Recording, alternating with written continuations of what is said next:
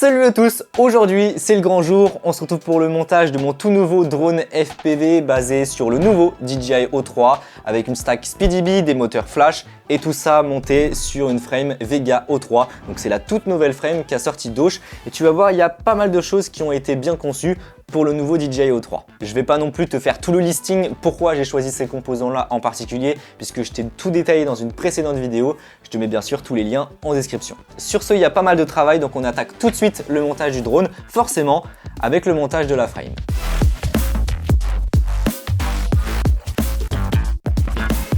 Le montage de la frame est terminé, alors là-dessus rien de bien compliqué, faut juste faire attention puisque en fait on a la possibilité du coup de monter des stacks soit 30 par 30 ou 20 par 20 et donc il faut placer bien les petits écrous soit dans les emplacements pour 20 par 20 soit dans les emplacements pour 30 par 30. Donc maintenant que la frame est prête, voilà, on a notre châssis, pas besoin pour l'instant de mettre les entretoises et tout ça.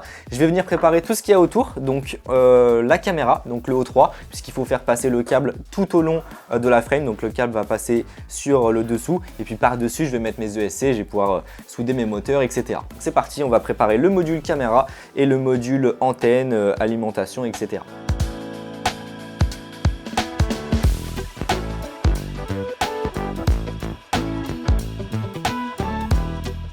Ok, là ça a bien avancé niveau électronique, le système DJI est placé dans sa petite fixation qu'on peut faire tilter, je te montrerai ça en fin de vidéo. Ensuite le module avec le GPS et le RX est installé et puis le module avec l'antenne du DJI et la prise XT60 est installée. Maintenant pour terminer avec tous ces petits composants, il va falloir s'occuper du TBS Nano RX Pro, voilà, qui est juste là. Il va falloir lui souder ses 4 fils et lui fixer son antenne et puis après on va pouvoir installer tout ça sur le drone et s'occuper des moteurs. L'étape numéro je ne sais plus combien est terminée, donc là j'ai tout l'arrière du drone, donc tu vois j'ai toutes les antennes avec l'XT60 et tous les câbles qui dépassent.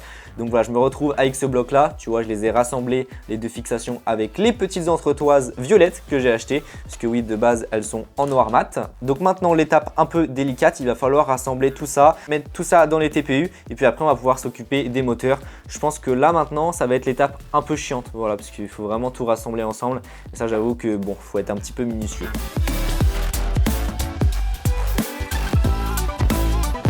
L'étape un peu minutieuse est passée, même si elle n'est pas terminée, il faut encore que je mette le RX. Voilà, donc j'ai clippé les antennes du DJI sur le module et puis j'ai refermé le capot. Voilà, c'est sécurisé avec 2 petites vis. Franchement, c'est bien fait.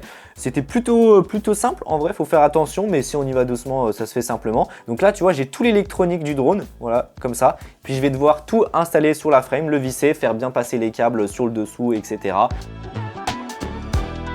J'ai installé les entretoises, finalement je pense que je vais pas installer le RX tout de suite, et voilà, je vais vraiment le mettre à la fin puisque je sais pas encore comment je vais faire passer l'antenne.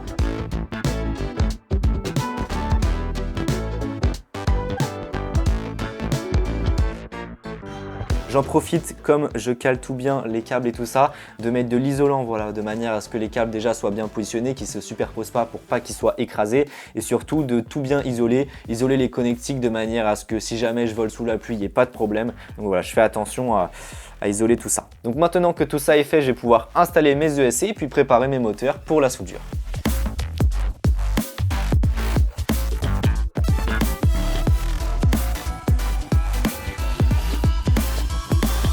Je mets tout ça, tous mes câbles moteurs dans des gaines et puis après je bouge bien les gaines pour pas qu'elles s'effilochent avec de la gaine thermorétractable. Maintenant que mes 4 moteurs sont prêts, forcément ils ont des tailles de gaines différentes puisque comme on est sur du Dead Cat, eh bien les bras arrière sont plus longs que les bras avant, logique. Pour le premier montage, ça ne sert à rien de visser les vis à mort, voilà. C'est comme toutes les vis de la frame, je suis juste venu les visser un tout petit peu et puis je viendrai tout visser complètement à la fin du montage une fois que je serai sûr qu'il n'y a rien d'autre à modifier. Je viendrai même, pourquoi pas, mettre de la Loctite sur mes vis une fois que tout sera terminé. Donc la Loctite, c'est une espèce de colle qui fait en sorte que la vis ne va pas se dévisser dans le temps avec les vibrations.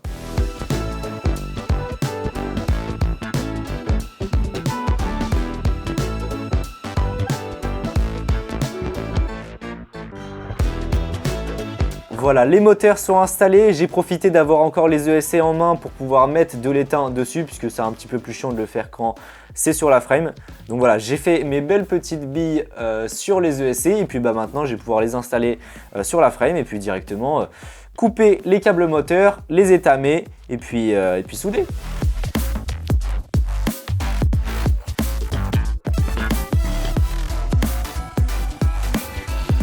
Les soudures moteurs sont terminées. Alors si tu veux un résultat plus propre, il faut faire passer les câbles moteurs dans la stack, donc vraiment à l'intérieur de la frame. Et si tu veux un résultat un peu plus banal, voilà, c'est certes plus pratique à démonter, mais ça fait moins propre, je trouve. C'est directement de fixer les câbles moteurs par l'extérieur. Donc rien de bien compliqué, il suffit de couper le câble moteur à la bonne longueur, ensuite de le dénuder, donc enlever la gaine en plastique qui l'entoure.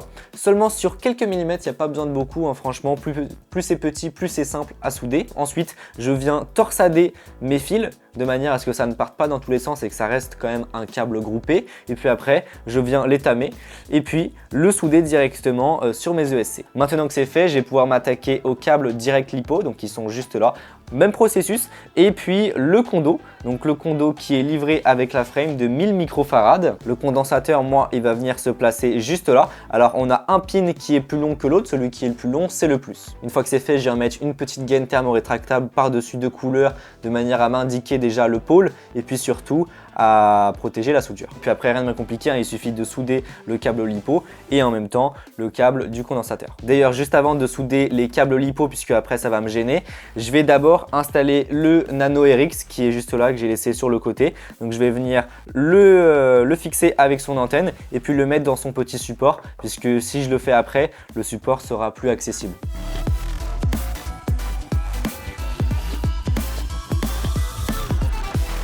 Bon bah voilà, on a terminé avec les ESC, tout est soudé, les moteurs, le condensateur, les câbles lipo.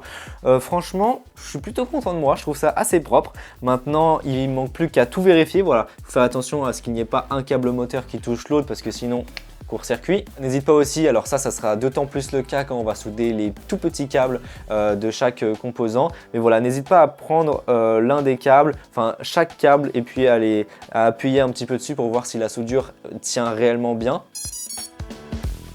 Ok, donc les ESC c'est checké, tout est good.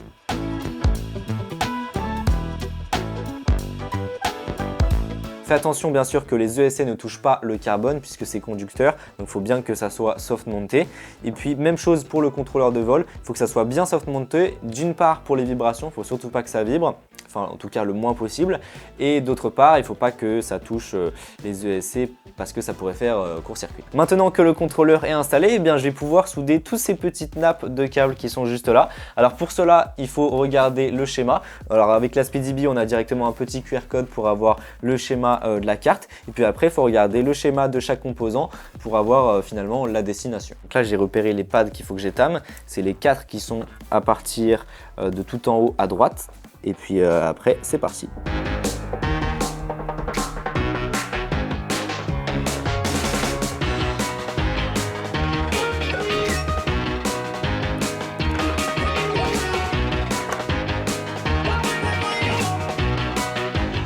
N'hésite surtout pas à donner un petit peu de longueur à tes câbles de manière à ce qu'il y ait de la marge, hein, que ça puisse se balader un petit peu et comme ça si tu as besoin de faire des manipulations ça sera beaucoup plus pratique. Prends bien ton temps, vérifie que tu ne confonds pas un plus avec un moins parce que sinon c'est la merde.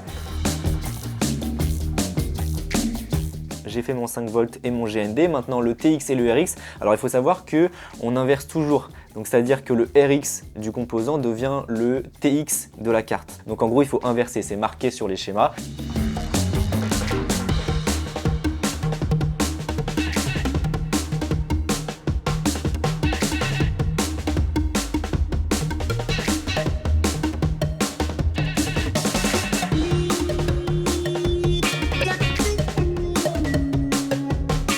Bon bah voilà, les soudures sont terminées, je suis très content.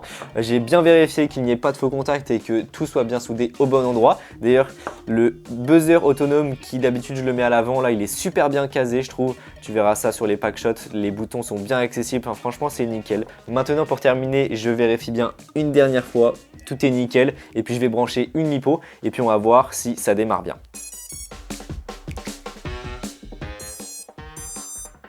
C'est parfait! Tout est nickel, ça s'allume bien. Je vais pouvoir brancher le R-Unit, je ne l'avais pas encore fait par sécurité. Et puis après, on va pouvoir terminer le montage et commencer la programmation.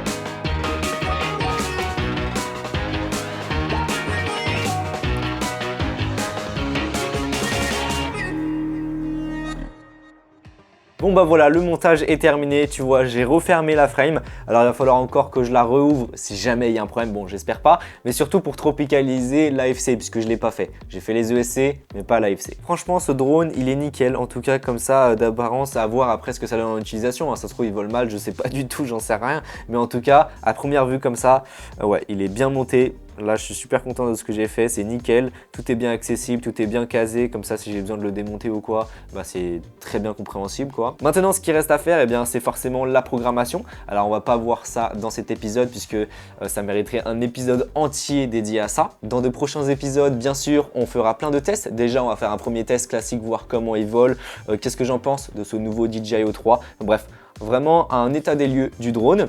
Et puis dans un second épisode, on verra aussi, ce sera vraiment dédié au Air Unit, voir ce qu'il y a de nouveau, comment ça marche, etc. Le but c'est de voir si vraiment ça va remplacer ma GoPro ou si je vais l'utiliser en complément. Sur ce, il est bien tard, il est 1 h du matin, donc c'est vrai que ça a pris pas mal de temps de tourner la vidéo et en même temps de faire le montage. Enfin ça j'ai l'habitude puisque c'est pas la première fois que je tourne une vidéo au montage. Sur ce, je te mets bien sûr tous les liens en description. Si cette vidéo t'a plu, n'hésite pas à mettre un pouce bleu, à t'abonner si tu souhaites en voir plus. Si tu as des questions, c'est dans les commentaires. Je te l'ai dit, n'hésite pas à me suivre sur Instagram et à partager cette vidéo. Et sur ce, on se retrouve pour une prochaine vidéo.